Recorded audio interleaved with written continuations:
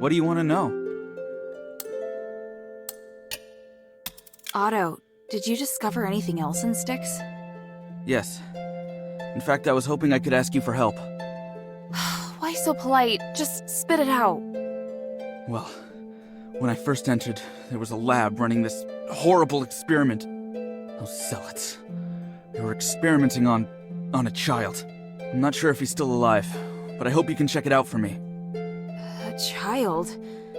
But I didn't see any labs with children inside. It was on the second floor. I noticed a magical barrier outside that lab when I went back. Luckily, Eumenides gave us some tools to break through some weaker barriers. I wanted to rescue him once I'd found our fellow soldiers, but I got injured. Leave it to me. I'll go check it out. Okay. Good thing I know the Northwind Legion's best warrior. Ha ha. Stop trying to embarrass me.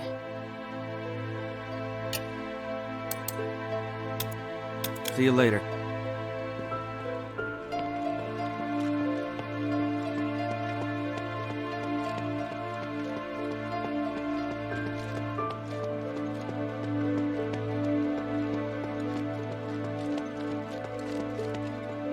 Please speak. Are you ready? So prepare yourself. We'll wait for the Trinity together.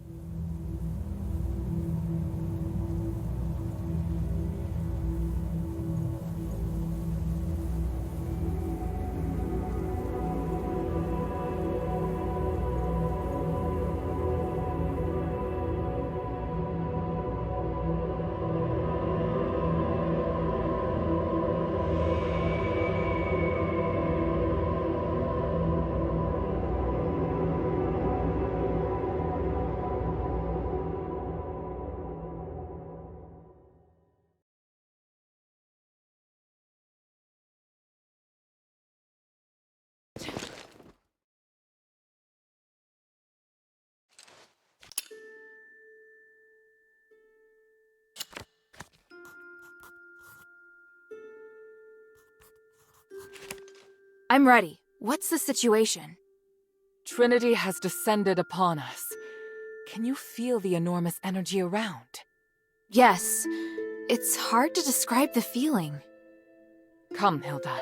This magic allows your weapon to damage Eumenides' apparitions. That's great, but why didn't you do this earlier? Every time I've encountered him, I've wanted to beat the tar out of him. Both the materials and the effect can only last a limited time. Marble didn't want to share his secret, so I had to figure out a way myself. Confronting Human is inevitable. I just hope we don't have to fight the Northwind Legion. We won't. At least I don't think we will. I can't promise what will happen on the mountain, but I'll do my best to support you. Is there anything else you want to ask before we go?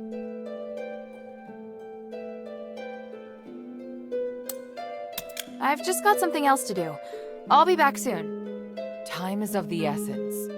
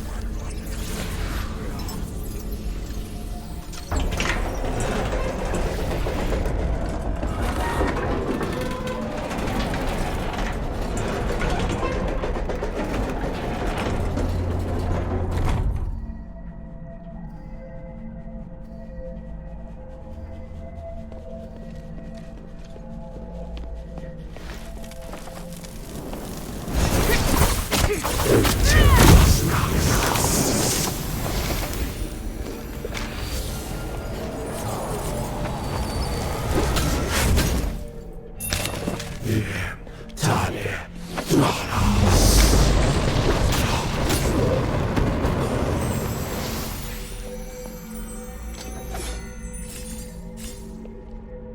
the winds, this is starite.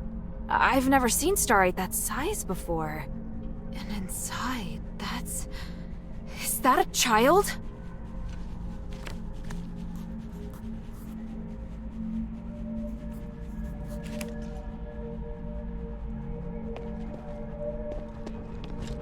I've never seen starite that's... I've never seen starite that size before.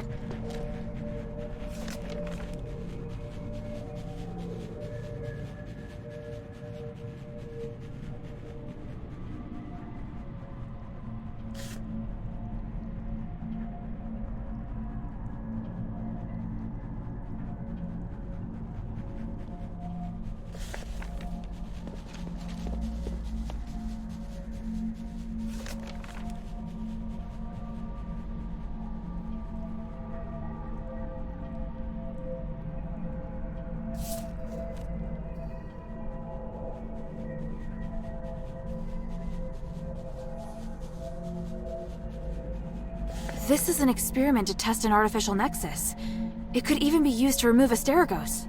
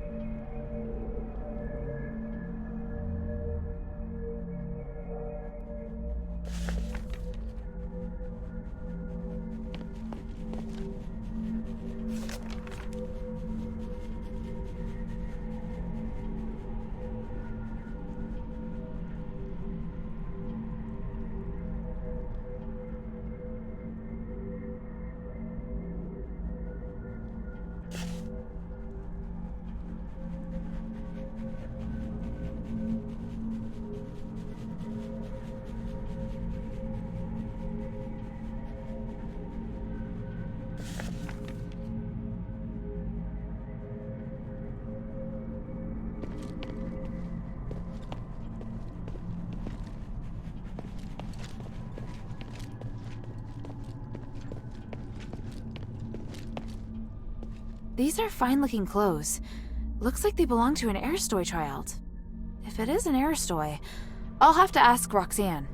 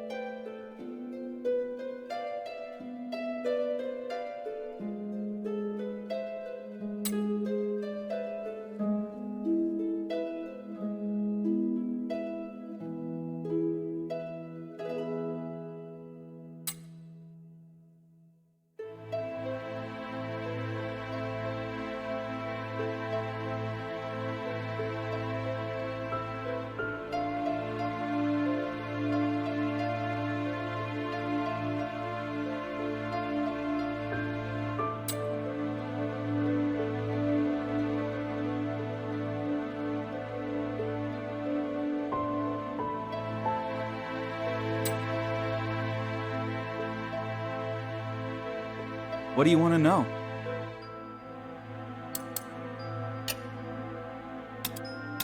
Otto, I found that lab in Styx. I did all I could, but the child had already been fused into Starite. It was awful. Hilda. Damn it. What was I thinking? Can't believe I sent you there to witness that hell! It's alright. Better to have someone to share this with. But I understand. It's difficult to keep calm in that place. Styx is the darkest, most foul side of humanity. I never want to set foot in there again. You shouldn't either. Some things can't be unseen. How about we just sit here together a while?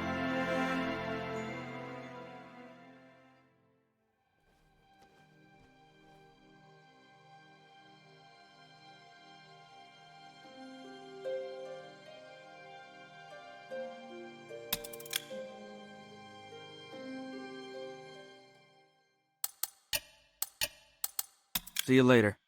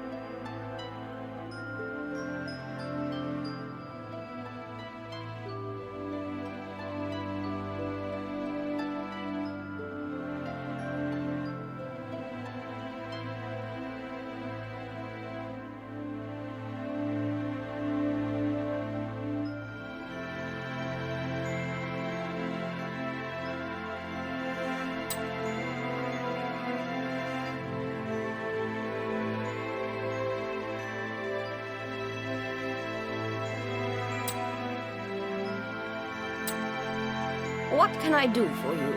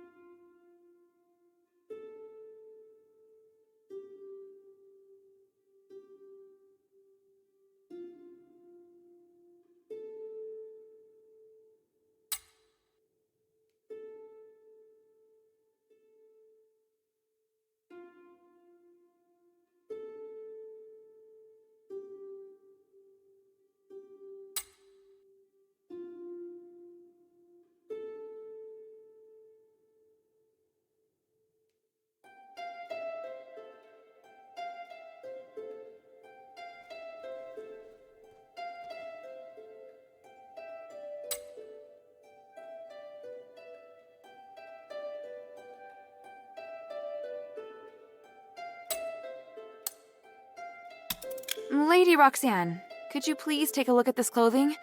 I'd like to find out who it belongs to. You do like giving me difficult tasks, don't you? Let me see. From the tag and stitching, it looks handmade. And the embroidery... it's a bit worn, but the pattern appears to be oak leaves. It must belong to Secundus from House Oak. Secundus? Their youngest son. He was only 13 when cursed. Weak and sickly, he would have passed away at any time, but the curse cured him instead. From then on, he devoted himself to academia. Despite his mother's opposition, he left home to continue his pursuit of knowledge with the Physicoid. That's all I know. If you could please pass the news to his family. I will. Where can I find them? His father should be staying at Laurel Mansion. He loves theater, so you will find him wherever there's a performance to watch.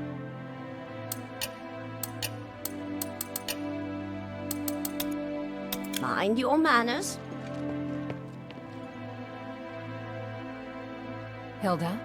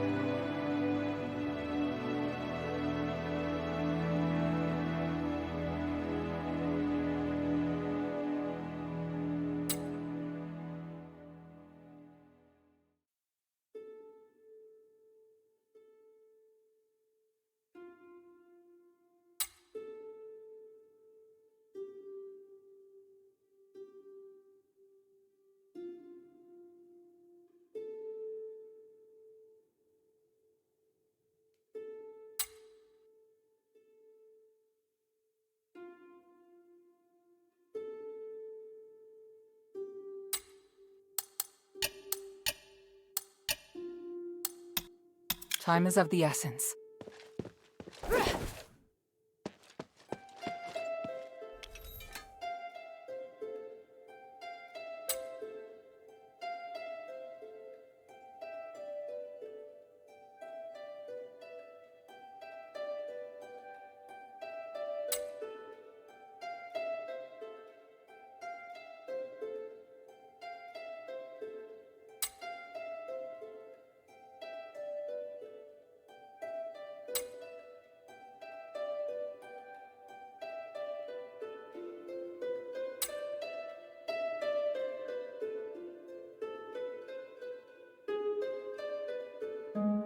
I serve Lady Minerva.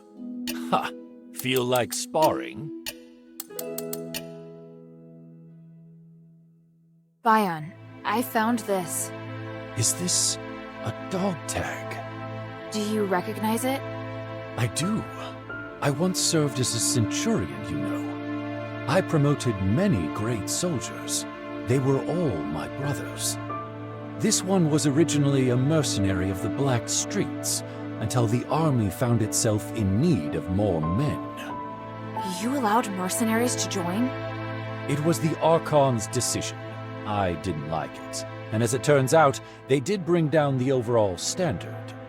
Some did rise through the ranks to become Aristoi guards, but most were like Uriah, barbarians with no sense or manners. They were good warriors, but they lacked intelligence and were prone to picking fights. They don't sound like good brothers. Uriah may not have been my favorite, but I do remember every single soldier who ever served under me. If you find more dog tags, please bring them to me. No problem.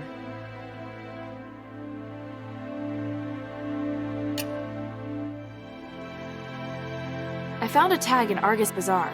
Do you recognize it? Off a soldier. I've led many men, you know. I was a centurion before becoming an Aristoi guard. I had 100 soldiers under my command.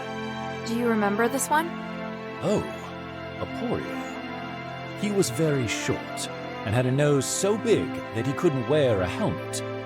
He always liked to repeat what I said. He wasn't very good with a sword, but very serious. A gentle kid. Sometimes too gentle. It looks like he fought for the Aristoi Quarter on the front line at Argus Bazaar. It really wasn't the best position for him. He wanted to join the adherents in the shelter with me, but he was reluctant to disobey orders, so he came to me seeking advice. I told him he should stick with the Legion if he couldn't make up his mind. Do you think he regretted the decision? Regret? No. A soldier must be decisive. If he made a decision, he shouldn't regret it. I feel sorry about what happened to Aporio, but if he felt regret, I'd feel more disappointed than sorry. It would be far worse than just joining the adherents in the first place.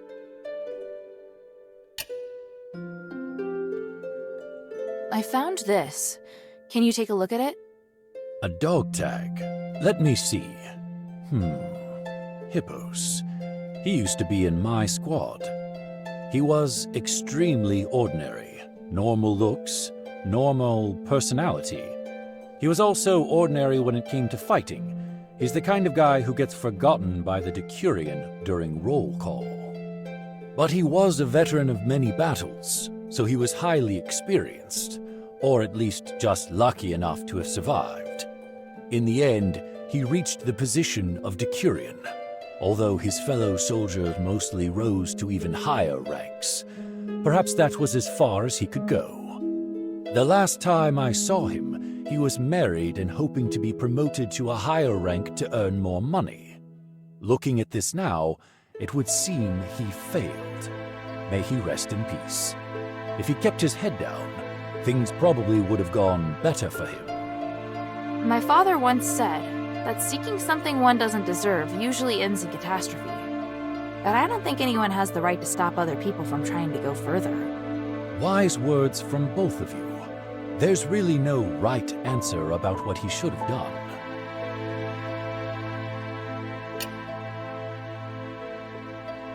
I think you should have this. Is this Aeson? He was a most driven soldier, the youngest centurion ever, and guardian of the Fallon Academy. His ambitions exceeded most men's imagination, but you have his dog tag now. Such a mess. How reckless. How foolish. But I'm an even bigger fool. I never expected you to return with his tag. You've certainly proved yourself. Sorry, but I had no choice. It's all right. Your mission takes priority. Aeson did his duty and died with honor. I'm proud of him.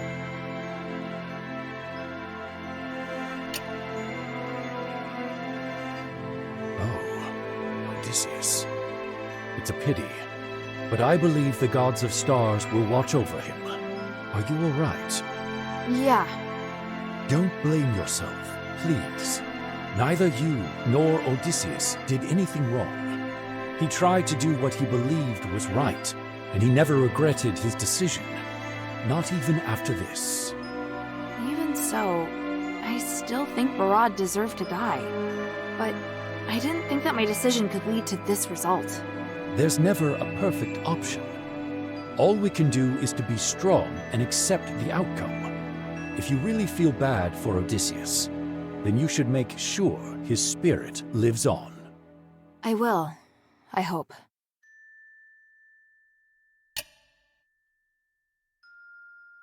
Bion, I found this at the entrance to the temple pass in the sunken outskirts. Vangelis's dog tag. They finally reunited among the stars. They were good friends? More than that, they were inseparable. If Odysseus was a man of principle, Vangelis could be described as both boring and stubborn. Their differences were a constant source of arguments. Many times, I thought their friendship was surely over, but the next day, I'd see them in the tavern together. That sounds so sweet. They were true brothers. Yes, it was interesting at first. The others loved to joke about them. But after seeing them for so long, I wish they could have taken a step back sometimes. Perhaps then they would have bickered less. It couldn't have been easy for you. There were a lot of soldiers more difficult than them. I worried too much. I just felt bad for them. If they hadn't joined Andreas, things would have been much easier for them. I warned them long ago to stay away from him. Even if they admired Serene, there were other options. What was that? Oh, nothing. Just complaining, I suppose.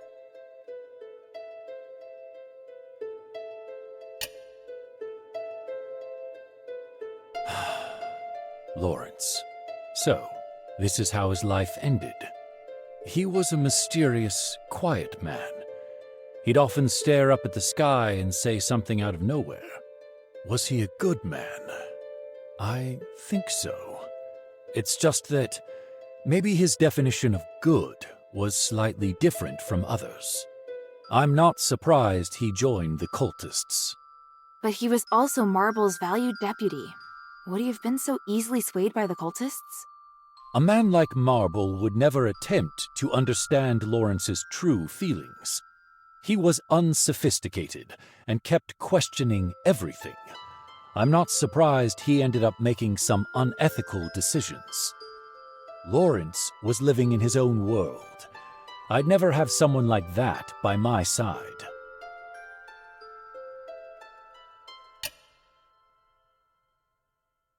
I found this dog tag in the Glittering Deeps. Is this Hastar? Oh, he gave me a lot of hard times. He'd often say highly inappropriate things. I was always worried he might anger his superiors. He was actually pretty good with a weapon. That was never the problem. It's just that... Anyway, I had to resolve quite a few cases where he was bullied, but he didn't know what the problem was. Sounds like someone who didn't quite fit in. Army life is highly stressful and requires discipline. I once saw him singing with some street artists, so he obviously could fit in with some groups. If he hadn't joined the army, he'd surely be living a free and unique life. That's just my personal opinion, of course.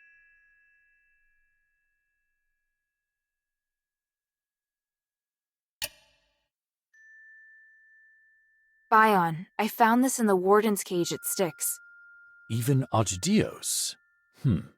I should have known. He was working with Petrius? People always said his face would scare a prisoner to death. He was actually a devoted believer who went to the temple every week. He had no wife, no children, not even close family. He was always serious and would never crack a joke. But his zealous faith was widely known. If that's the case, it's only natural that he'd go with Petrius. Eumenides suspected the same, but we couldn't remove Agedios from his position because of Petrius alone. In the beginning, he didn't show any obvious preference, so we felt relieved. It must have been after Asterigos. Petrius probably persuaded Agedios to follow him in the name of the gods. It's easy to imagine Petrius playing on his fears and weaknesses. What a shame. I've only now just realized how many dog tags I've collected. I've always thought I'd end up one of them. Hilda, I must thank you. What are you going to do with the tags? I don't know. What did you do in the past? Soldiers who died in battle but had no home were buried in the public cemetery. And now? There are no bodies, only names. The most we can do is to put their names on a monument. Because of that, these tags are more meaningful. They're all that's left. Let's bury the tags in the cemetery then. Going to Fallon Academy won't be that easy. If I don't go, I'm sure you'll just go by yourself. No. That's enough, child. Stop worrying about this. You should continue with the mistress's mission. Why is Bion trying so hard to send me away? Weird. If I have time, I ought to check out the cemetery at Fallon Academy.